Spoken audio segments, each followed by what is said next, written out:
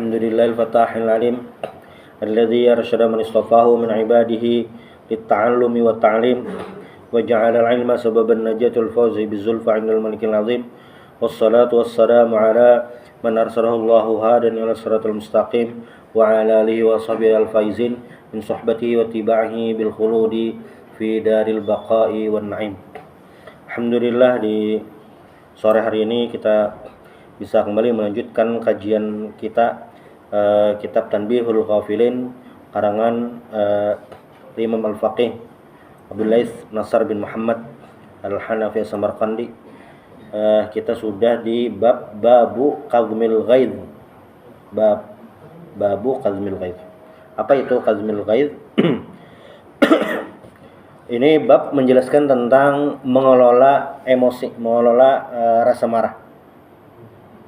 Di bab sebelumnya itu kita berhubungan tentang az-zajar anid dhahik. Az-zajar anid dhahik. Nah, ini tentang menahan marah.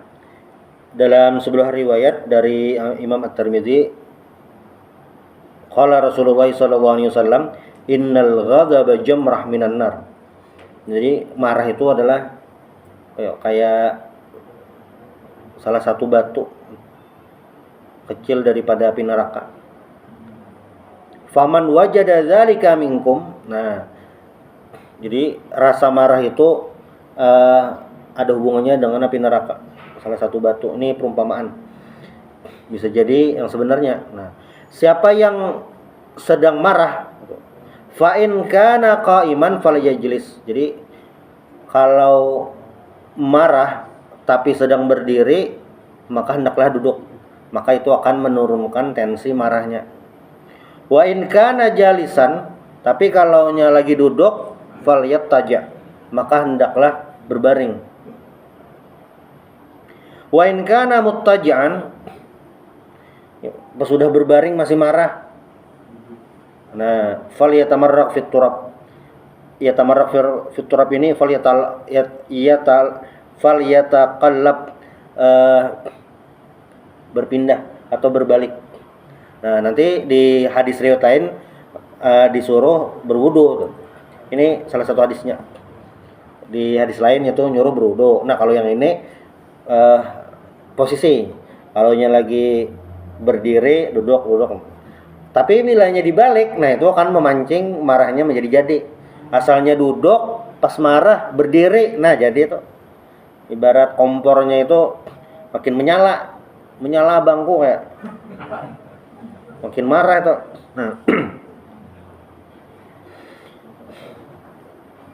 di riwayat lain ini dari sahabat Nabi Abu Umamah Al-Bahili radhiyallahu ta'ala anhu an Rasulillah sallallahu alaihi wasallam, man kadzama ghaidhan wa huwa yaqdiru ala annahu yamdi.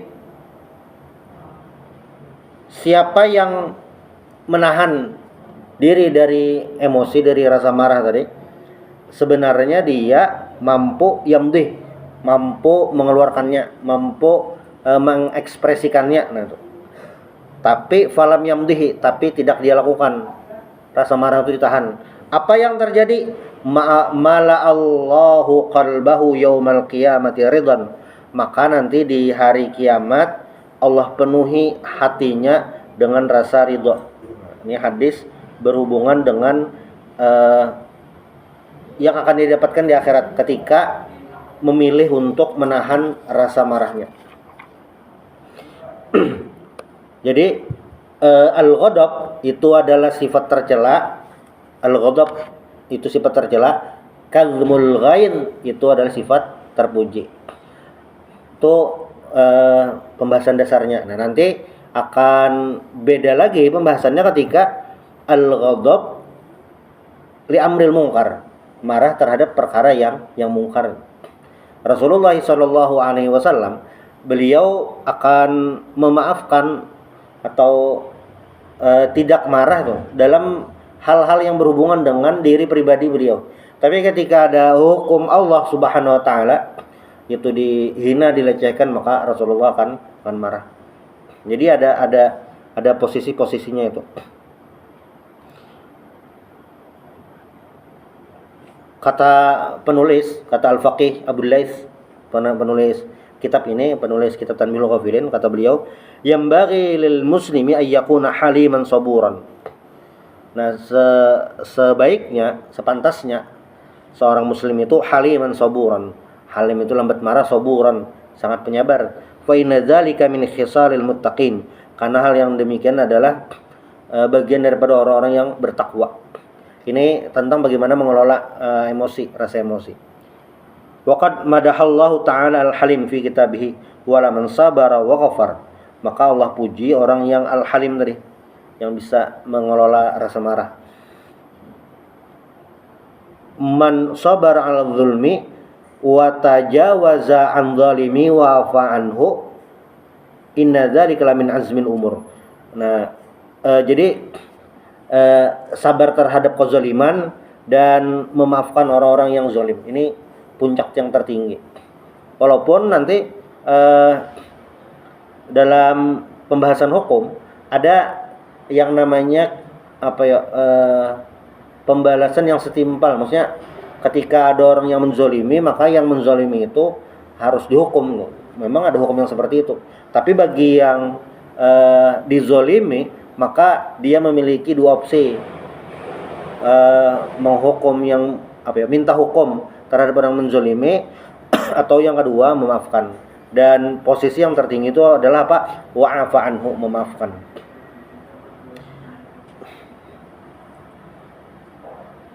Wa qala fi ayatin ukhra, di ayat lain, wala tastawil hasanatu walas sayyah. Maka ini secara arti tidak sama kebaikan dan keburukan. Keburukan ini maksudnya apa? Yaitu la tastawil kalimatul hasanah wal kalimatus sayyah. Tidak sama kata-kata yang baik dengan kata-kata yang buruk. Nah, la yanbaghi lil muslim ayyukafi'a kalimah hasanah bi kalimah qabihah. Maka tidak sepantasnya bagi seorang muslim itu kata-kata yang baik dibalas dengan yang buruk. Maka harusnya sebaliknya, ketika orang berkata-kata yang buruk dibalas dengan yang baik. Nah, orang-orang yang zalim itu sebenarnya paling bagus itu didoakan. Apalagi sesama muslim. Nah, itu didoakan supaya taubat, berhenti gitu. Mudah-mudahan di alam barzakh gembira, tapi alam barzakhnya besok. Doakan mati ternyata. Cuma itu posisi yang tertinggi, dan Rasulullah SAW sudah mempraktikkan itu. Biasanya pertanyaan, itu kan Nabi, kita kan manusia biasa. Makanya Nabi itu kan memberikan contoh yang terbaik, uswatun hasanah, contoh yang terbaik. Ya walaupun belum bisa semaksimal itu, ya paling tidak kita bisa memaknai dalam sebuah kaidah, ma la yudraku kulluh la yutraku kulluh. Sesuatu hal yang tidak bisa dikerjakan secara keseluruhan, ya jangan ditinggalkan keseluruhan. Paling tidak konsep kadmul ghaiz, menahan marah, itu kita memahaminya. Idfa' billati hi ahsan. Idfa' al kalimatal qabihah bil kalimatil lati hi ahsan. Maka balaslah perkataan yang buruk dengan perbuatan yang baik. Kata-kata yang buruk dengan kata-kata yang baik. Bagaimana Rasulullah SAW ketika Fathu Makkah? Makkah itu kemenangan yang sangat telak, kemenangan yang sangat gemilang. Namun 1-0 belum gemilang, Bang. Itu melawan Myanmar. Kemenangan Rasulullah SAW di Fathu Makkah itu yang luar biasa. Jadi tidak ada perlawanan sama sekali. Nah, di situ sebenarnya peluang Rasulullah untuk membalas perlakuan orang-orang Mekah terhadap apa yang terjadi ketika beliau berdakwah di Mekah itu bisa. Tapi apa kata Rasulullah saat mengumpulkan orang-orang Mekah? Izhabu fa antum tulaqa. Kalian pergilah, kalian semuanya bebas, tulaqa, bebas. Tidak dibalas sama sekali. Makanya orang-orang Mekah ya masuk Islam mereka dan berjuang di jalan Allah Subhanahu wa taala. Di saat orang-orang Arab lain itu memberontak ketika Nabi meninggal, orang-orang Mekah ya bisa tetap bertahan gitu, dengan keislaman mereka walaupun mereka baru masuk Islam. Nah, ini bagaimana Rasulullah SAW mengajarkan kepada kita. Bagaimana Sayyidina Umar radhiyallahu an yang sangat membenci Islam, ingin membunuh Rasulullah SAW, berbalik malah mendukung Rasulullah SAW. Bisa sampai seperti itu. Itulah yang Rasulullah ajarkan kepada kita. Fa idzal ladzi bainaka wa bainahu adawah ka'annahu waliyyun hamim. Ini berat tapi teorinya mantap nih. Fa idzal ladzi bainaka wa bainahu adawah ka'annahu waliyyun hamim. Yakni annaka idza fa'alta dzalika sara aduwwaka sariqan laka mithlul qarabah al-qarib. Jadi kadzmul ghaid, menahan diri dari marah, lalu berbuat baik terhadap orang yang dibenci itu standarnya itu dengan musuh, dengan rival itu hubungannya malah seperti teman dekat. Saking bisa memaafkan kesalahan, bisa menerima keadaan, sampai seperti itu.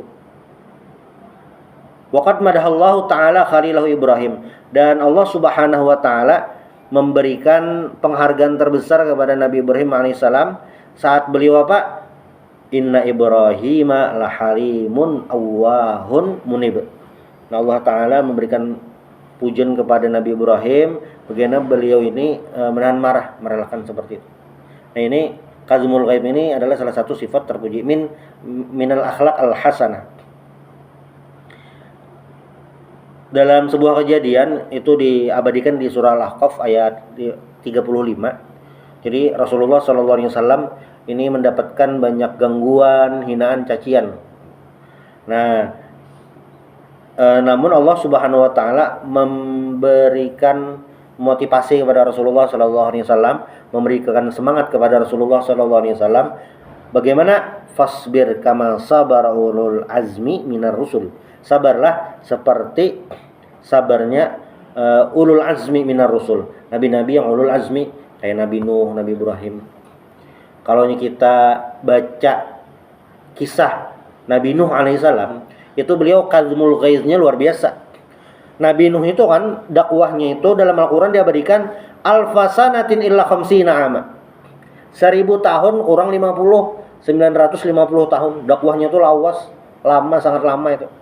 24 jam dan tidak bisa resign. Pensiunnya tidak ada. Sudah. Apalagi yang beriman kepada Nabi Nuh itu ya tidak banyak selama 950 tahun. Sekitar 80-an aja. Itu. Apalagi istri Nabi Nuh. Ini termasuk orang yang tidak beriman. Termasuk anak beliau. Ketika Nabi Nuh di atas kapal kan, anaknya di bawah, kata Nabi Nuh, "Irkam mana? Ayo naik bersama kami." Nah, ternyata anaknya menjawab, "Sa'awi ilal jabali ya'simuni minal ma." Tidak, aku akan naik gunung dan itu akan terhindar daripada air. Wahala bainahumal mauju fakana minal mughraqin. Tak lama kemudian si anak tadi karena gelombang dan tenggelam. Tuh. Oh, ini sangat sedih tuh. Lalu kata Nabi Nuh berdoa kepada Allah, nih anak tenggelam apa? Dijawab Allah Subhanahu wa taala, "Innahu laisa min ahlik." Itu bukan anakmu, bukan keluargamu. Karena apa? Dia tidak beriman kepada Allah Subhanahu wa taala. Gimana sabarnya Nabi Nuh dengan kejadian seperti itu. Ini kalau kita hitung-hitung 950 tahun dapat umat cuma 80 tahun. Ini kan kuantitas umatnya sedikit tuh. Berapa 100 tahun dapat berapa tuh? Tuh kalau Sales kayaknya gagal nih. Tapi apa? Allah tetap memuji. Dengan apa? Kesabaran Nabi Nuh alaihissalam. Sama kayak Nabi Yusuf alaihissalam. Nabi Yusuf itu kan diiri, saudara-saudaranya iri, dengki, hasad kepada Nabi Yusuf karena lebih disayang. Walhasil mereka memberikan tipuan licik, membuang Nabi Yusuf di sumur sehingga Nabi Yusuf dibawa orang ke Mesir. sehingga tidak berada di rumah lagi. Nah, beberapa tahun kemudian Nabi Nuh menjadi pembesar di Mesir, jadi menteri di Mesir, dan saudara-saudara beliau ini ke Mesir untuk membeli makanan pokok karena di Mesir memiliki cadangan makan pokok yang melimpah.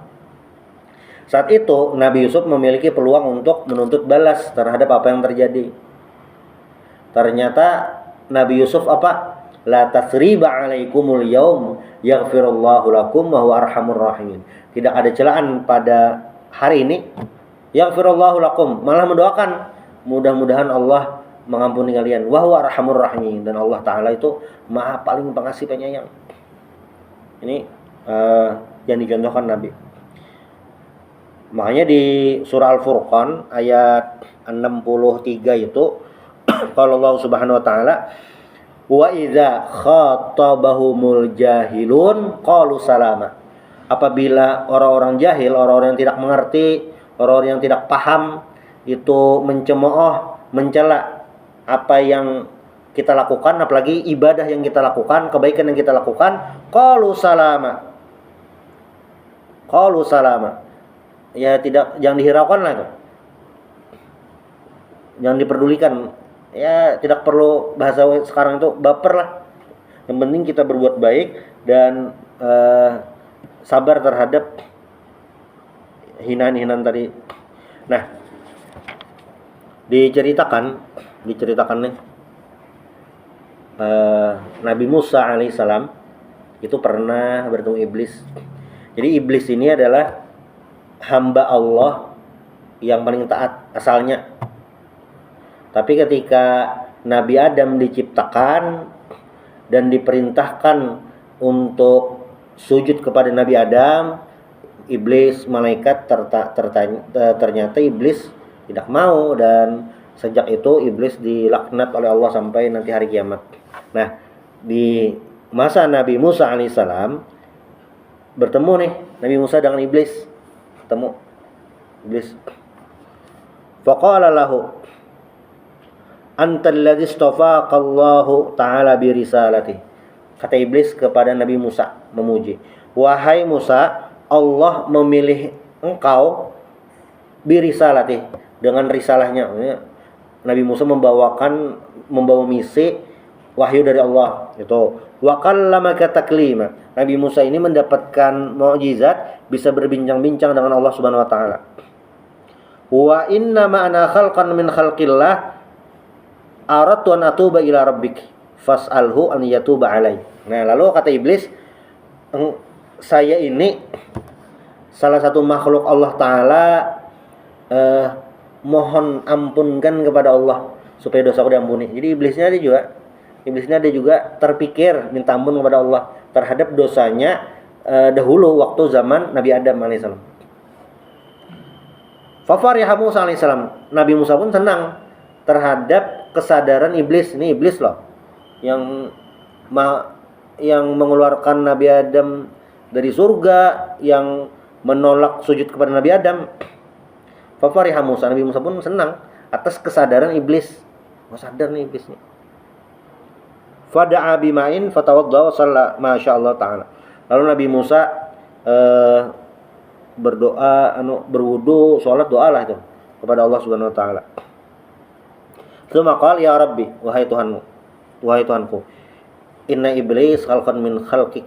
Iblis itu adalah salah satu makhluk engkau ya Allah. Nah, yas'aluka taubah fatub alaih.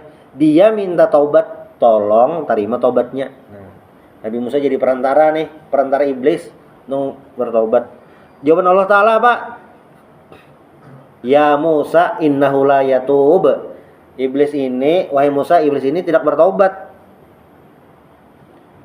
Lalu Nabi Musa mengarasi ngotot. Nah, tidak ya Allah, dia yas'aluka taubah, dia memang minta taubat.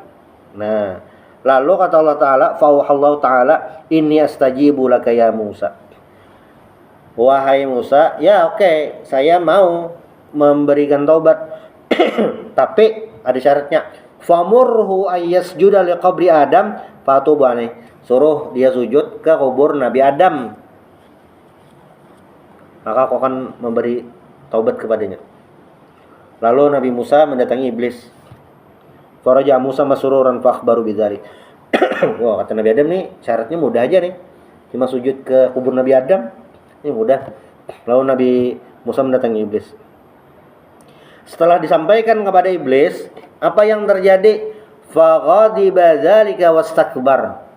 Ternyata iblis yang tadi request, memohon-mohon, meronta-ronta, minta diterima taubatnya, ternyata iblisnya menolak, wastakbar, bahkan merasa sombong. Apa katanya? Apa kata iblis? Ana lam asjud lahu hayyan asjudu lahu mayitan. Ngapain sujud waktu Nabi Adam hidup saja saya tidak mau, apalagi yang sudah mati. Nah, itu. Ini tingkah iblisnya. Cuma ya istakbarannya tuh. Karena iblis di Al-Qur'an itu diabadikan ana khairun minhu khalaqtani min nar wa khalaqtahu min tin. Aku lebih baik daripadanya. Aku dari api, dia dari tanah tuh.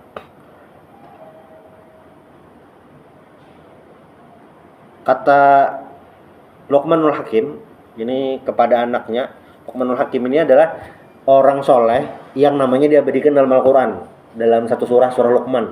Surah Luqman itu di juz 21 sebelum surah Sajadah. Kata Luqmanul Hakim ini wasiat beliau kepada anaknya. La yu'raful halimu illa indal ghadab. Tidak dikenal, tidak diketahui orang yang al-halim, bisa mengelola emosi itu, kecuali apa? Saat marah. Ya kalau kondisi normal ya tidak diketahui. Lalu yang kedua, wala yu'rafu asy-syuja'. Tidak diketahui seorang pemberani kecuali apa? Indal harb, saat perang. Wala yu'raful akhu illa indal hajah. Dan tidak dikenal saudara itu kecuali saat memerlukan. Berarti kalau dibalik, yang bisa memberikan bantuan yaitu berarti saudara. Nah, beliau juga nih penulis menyebutkan ada 3 akhlak ahli surga. 3 akhlak ahli surga. 3. Apa saja? 1. Al-afu amman zalamaka. Memaafkan terhadap orang yang zalim kepadamu. Ini akhlak ahli surga. Di hadis itu unsur akhaka zaliman au mazluman. Tolonglah saudaramu yang dia pelaku zalim au mazluman, atau yang dizalimi. Yang zalim bagaimana menolongnya? Ya menghentikan kezalimannya. Yang mazlum bang, ya menghindarkan dia, membawanya menjauh agar tidak dizalimi. Nah, akhlak ahli surga itu yang pertama adalah al-afu amman zalamaka, memaafkan yang menzalimi. Lalu yang kedua wal badal liman haramaka. Badal itu artinya tetap memberi terhadap orang yang tidak mau memberi kita. Artinya memberikan sesuatu tanpa mengharap balas budi. Memberikan sesuatu, membantu orang lain tanpa mengharap balas budi. Karena apa? Karena balasan itu hanya dari Allah Subhanahu wa taala. Kalau ibarat kita memberi makan kucing itu kan tidak mengharap terima kasih dari kucing. Tapi apa? Yang bisa berterima kasih si pemilik kucing. Wal ihsan ila man asa ilaik. Dan berbuat baik terhadap orang yang berbuat buruk kepadamu. Nah, khudhil afwa wa'mur bil urfi wa'arid 'anil jahilin. Memaafkan ini memang sahlun fil lisan, mudah di lidah itu. Tapi apa? Memiliki pahala yang luar biasa, memiliki manfaat dan fadilah yang luar biasa. Warwiya fil khabar annahu lamma nazalat hadhil ayat, ketika ayat ini turun yang khudhil afwa wa'mur bil urfi wa'arid 'anil jahilin, Nabi Muhammad sallallahu alaihi wasallam berkata kepada malaikat Jibril. Kata Nabi apa? Ma tafsiru hadhil ayat? Tafsir ayat ini apa sih? Lalu kata Jibril, hatta sa'alal 'alim al-'allam fa Jibril sumata. Ya Muhammad, innallaha ya'muruka an tasil man qata'aka. Allah menyuruhmu untuk menyambung tali silaturahim terhadap orang yang memutuskan. Jadi kalau ada orang memutuskan tali silaturahim, kita berusaha untuk tetap menyambungnya.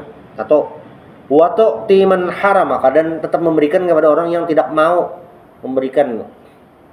Orang yang tidak memberikan balasan kepada kita, cuek, nah itu tetap kita beri.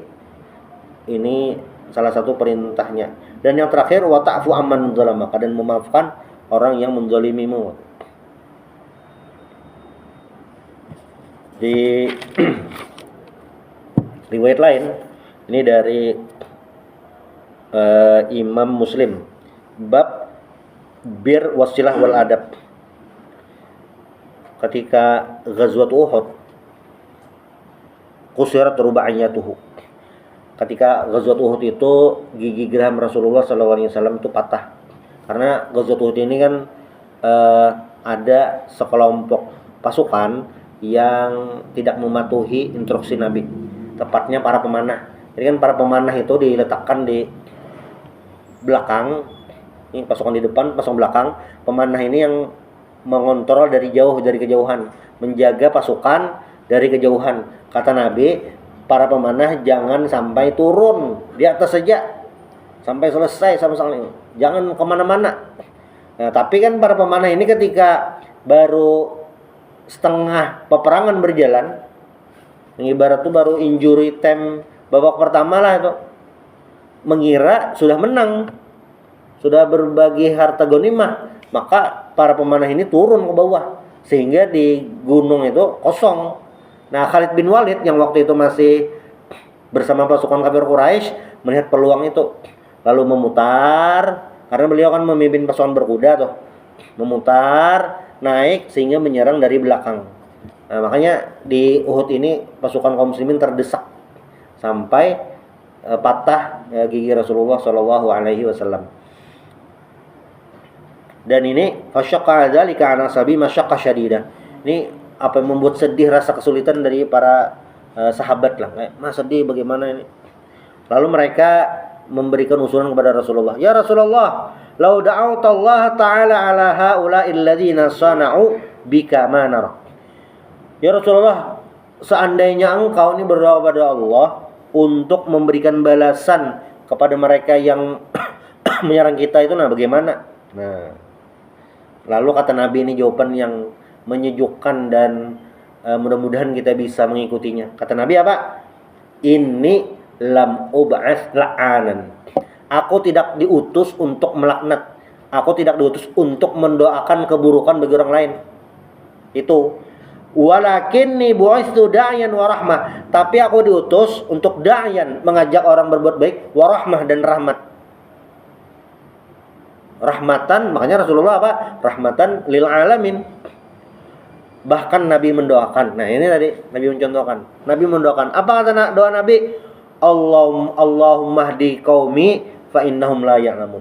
Ya Allah, berikanlah petunjuk kepada kaumku, innahum la ya'lamun, mereka tidak mengetahui. Nah, ini doanya luar biasa. Kalau ada menzalimi, update status misalnya, alhamdulillah hari ini bisa pulang kampung. Alah. Nah, paling bolos kerja. Ini doakan aja. Mudah-mudahan bisa beli rumah di komplek mahal. Mudah-mudahan tiap bulan umroh. Doakan yang baik-baik aja. Allahumma hdi qaumi fa innahum la ya'lamun. Nah, dan terakhir kata penulis Al-Faqih Abu Lais, kata beliau, alaikum bisabri indal ghadab. Hendaklah kalian sabar saat marah. Jadi pas marah langsung sabar. Dan salah satu doa penangkal marah itu adalah ta'awudz. Auzubillahi minasyaitonir rajim. Itu. Cuma kan banyak bilangnya lagi marah nih lupa doanya. Lagi marah. Oh, ingat baca ta'awudz nanti aja. Marah dulu. Itu wa iyyakum wal ajalah indal ghadab, dan hati-hatilah al ajalah itu terburu-buru saat marah, karena kan bilangnya pas marah ini sudah tidak stabil. Makanya dalam hadis itu ketika hakim itu lagi marah, itu nanti aja memutuskan, sehingga bisa diputuskan dengan kepala dingin. Jadi pas lagi marah jangan memutuskan, nanti aja dulu selesai marah, nah baru diputuskan agar bisa kepala dingin. Ada yang menyebut makan tahu setiap hari bisa darah tinggi. Tahu setiap hari. Kapan ayam? Al-hilm itu lambat marah tadi. Itu ada 3 macam. Jadi ketika orang bisa kazmul ghaiz, menahan marah itu, mengelola marah. Nah, itu namanya al-hilm. Lambat marah, bisa mengelola marah. Apa yang akan terjadi? As-surur fi nafsi, dia akan gembira. Mengelola marah lah. Satu gembira. Lalu yang kedua, wal mahmadah indan nas, dipuji manusia. Lalu yang ketiga, as-sawabu minallah, pahala dari Allah Subhanahu wa taala. Nah, fa innal hilm yakunu murran fi awali. Karena orang yang bisa mengelola marah itu ya di awal-awal tuh berat, pahit, sulit. Tapi wa hulwan fi akhiri, tapi akan manis pada akhirnya. Sebagaimana sebuah syair, al-hilmu awwaluhu murrun madzaqatuh. Hilm itu adalah pahit rasanya di awalnya, lakin akhiru ahla minal asal, tapi pada akhirnya hilm seperti hilm itu akan lebih manis daripada madu. Mudah-mudahan kita selalu mendapatkan hidayah dari Allah Subhanahu wa taala dan bisa kazmul ghaiz ini. Subhanallah bihamdik asyhadu an la ilaha illa anta astaghfiruka wa atubu ilaik. Assalamualaikum warahmatullahi wabarakatuh. Waalaikumsalam.